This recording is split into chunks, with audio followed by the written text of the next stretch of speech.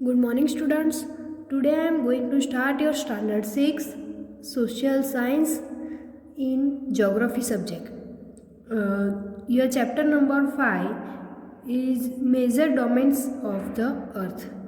तो स्टूडेंट्स हमने आगे के वीडियो में ये जो था कंटेंट्स ये हमें देखा था, उसमें Asia, Europe, Africa, north America और ये साउथ अमेरिका, यहाँ तक हमने देखा था। तो इसके बाद है ऑस्ट्रेलिया, इस पॉइंट पर हम आए थे। तो इसमें देखें कि Australia is the smallest continent that lies entirely in the southern hemisphere. It is surrounded on all sides by the ocean and seas. It is called an island continent. तो यहाँ पर बताया कि Australia is the smallest continent, यानी Australia क्या है, smallest continents है that lies entirely in the southern hemisphere. वो क्या है, एंटायरली साउथर्न हेमिस्फीयर है। It is surrounded on all sides, वो क्या है, सराउंडेड ऑल साइड्स पर, सराउंड मतलब राउंड लगा दी by the ocean and seas, यानी ओशियन और सीज के ऑल अराउंड लगा दिए। It is called an island continent, यानी उसे क्या कहते हैं, आइसलैंड कंटिनेंट कहते हैं। इसके बाद है एंटार्क्टिका। एंटार्क्टिका तो हमने नाम सुना ही है, तो वो क्या है, Antarctica completely in the southern hemisphere. Antarctica क्या है, कम्प्लीटली साउथर्न हेमिस्फीयर में है। इज अ ह्यूज कंटिनेंट, वो क्या है, ह्यूज है, ह्यूज कंटिनेंट है। The South Pole lies almost at the centre of this continent, यानी साउथ पोल वो क्या है, almost at the centre, centre है, कंटिनेंट के सेंटर में है। As it is located in the south polar region, यानी वो लोकेट है साउथ पोलर रीजन में। It is permanently covered with thick ice sheet, यानी परमानेंटली विथ मतलब कवर के साथ फिट थिक, वो थिक है यानी पतला है, आइस की शीट मतलब उसके ऊपर पतली पतली शीट है। There are no permanent human settlements. Many countries have research stations in Antarctica. India also has research stations there. These are named as Maitri and Dakshin Gangotri. तो वो क्या है, परमानेंट ह्यूमन सेटलमेंट है, वो क्या है, permanent है, मतलब ह्यूमन सेटलमेंट्स के अंदर परमानेंट है। मैनी कंट्रीज हैव रिसर्च, यानी मैनी कंट्रीज में रिसर्च, उन्होंने रिसर्च भी किया स्टेशंस इन एंटार्क्टिका, यानी जो स्टेशंस है एंटार्क्टिका की। और इंडिया वो ऑल्सो क्या है, वो भी क्या है, रिसर्च स्टेशन इधर है, यानी हमने ऊपर बात की कि जो मैनी कंट्रीज़ है वो रिसर्च स्टेशन है इन एंटार्क्टिका में, तो इसके साथ इंडिया है वो भी क्या है, research stations there. They are name, यानी उसे क्या कहते हैं, तो मैत्री एंड दक्षिण गंगोत्री कहते हैं। इसके बाद है हाइड्रोस्फीयर। तो यहाँ पर बताया हाइड्रोस्फीयर में क्या बताया है, तो the earth is called the blue planet. More than 71% of the earth is covered with water and 29% is with land. Hydrosphere consists of water in all its forms, as running water in ocean and rivers and in lakes, ice in glaciers, underground water and the water vapor in atmosphere. All comprise the hydrosphere. तो इस paragraph में ये बताया कि the earth is called the blue planet, यानी अर्थ को क्या कहते हैं, ब्लू प्लैनेट भी कहते हैं। मोर देन 71%, यानी जो 70 शायद मतलब ज़्यादा से ज़्यादा 71% of the earth is covered with water, यानी अर्थ क्या है, वाटर कवर करता है 71%। एंड कितने बचे, 29% इज विथ लैंड, यानी उसके साथ 29% क्या है, लैंड है। Hydrosphere consist of water in all it's form, यानी हाइड्रोस्फीयर कंसिस्ट करता है ऑल फॉर्म में, वो क्या वाटर कन्फर्म करता है। As running water in ocean and river and in lakes, यानी रनिंग करता है जो वाटर है वो क्या किस में रनिंग करते हैं, ओशियन में, रिवर्स में एंड इन लेक्स में, ये क्वेश्चन आपको एग्ज़ाम में आ सकता है। तो यहाँ पर बताया कि वाटर जो है वो ओशियन, रिवर्स एंड लेक्स में रनिंग करते हैं। आइस इन ग्लेशियर्स, यानी आइस भी उनके उसके ग्लेशियर्स के जो भी आइस है वो बनते हैं। अंडरग्राउंड वाटर में भी होता है running. And the water vapour in atmosphere, यानी एटमॉस्फेयर में भी वाटर वेपर होता है। ऑल कंप्राइज द हाइड्रोस्फीयर, यानी ऑल कंप्राइज होता है hydrosphere.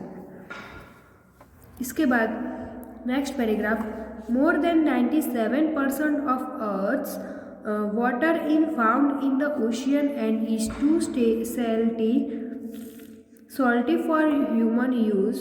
A large proportion of the rest of the water is in the form of ice sheets and glaciers or under the ground, and a very small percentage is available of fresh water for human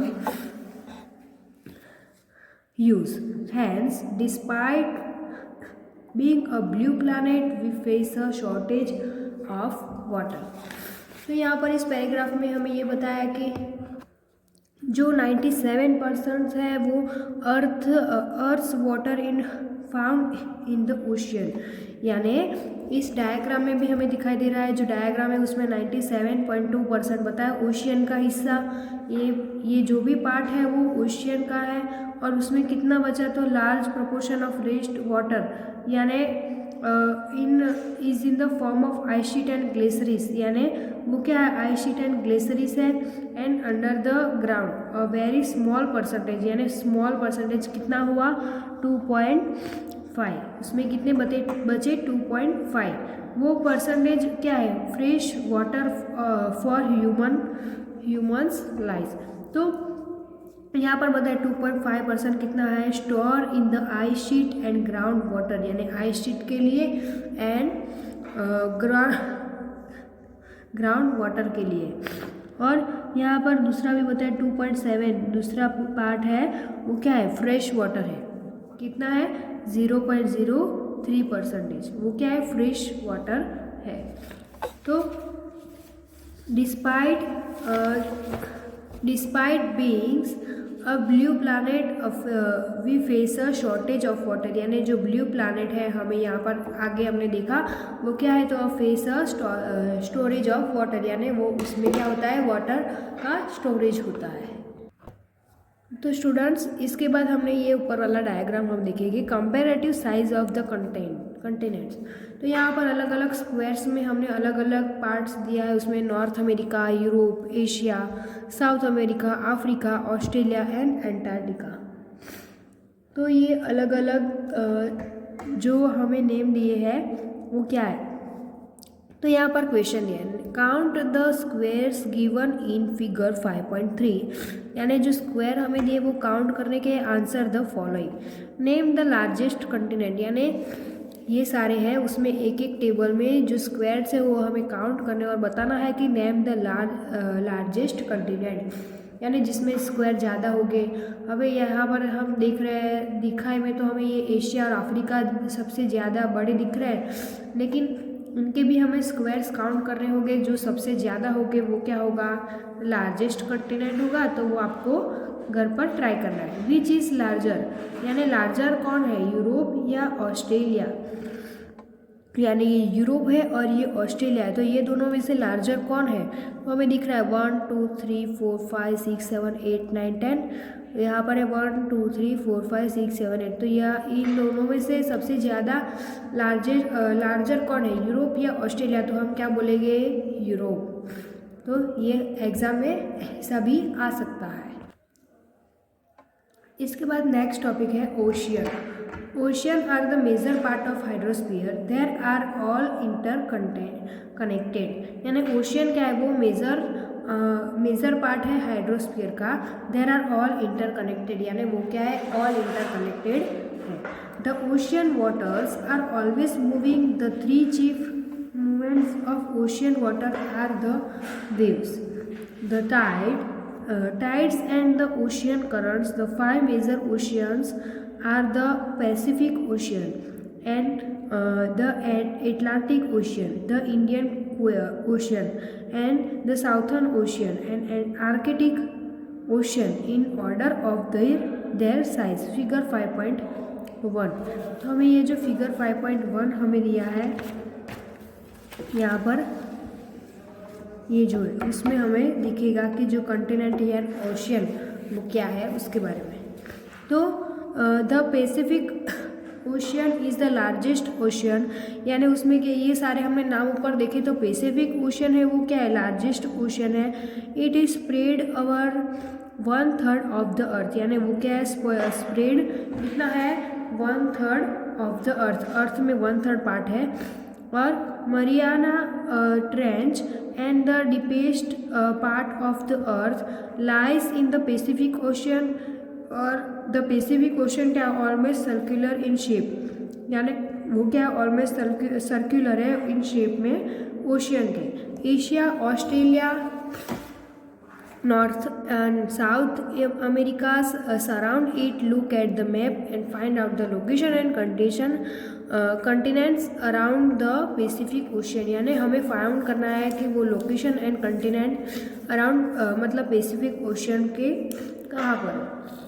the Atlantic ocean is second largest ocean, यानी जो Atlantic है ocean वो क्या है, तो the second largest ocean in the world. It is S, उसे क्या कहते हैं, एस पर से उसका शेप बताया जाता है. It is flank by the North and South Americas on the western side and the Europe and Africa on the eastern side. The coastline of Atlantic Ocean is highly indented. This irregular and indented coastline provide ideal location for natural harbors or and ports. From the point of view of commerce, it is the busiest ocean.